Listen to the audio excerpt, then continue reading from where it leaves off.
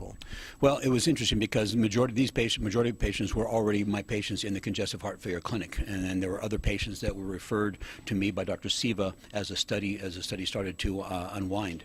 And what I also saw was in a 90-day time period, my very, very sick patients, okay, did extremely well. And we had a cross section of different type of patients with congestive heart failure. We had patients that had pulmonary arterial hypertension. We had patients that had malignant hypertension. They were requiring multiple medications to be used. We had patients, diabetics with small vessel disease that had peripheral vascular compromise. We had a whole array of patients under the atherosclerotic or congestive or coronary artery disease, okay, umbrella. And across the board, we saw results for every type of patients and their own disease process. Have you ever seen anything like those kinds of results from this kind of a single application of one product? No.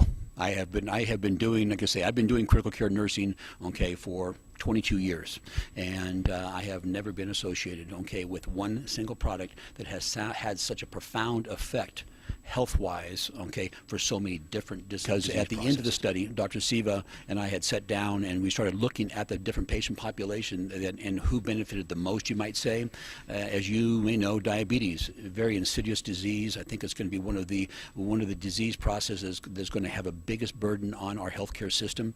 That patient population and also the patient population with pulmonary arterial hypertension benefited extremely well. We had patients that we actually took down from a WHO class 4 down to a WHO class 2, okay, which is extremely interesting when you work with a disease process that gets progressively worse with time.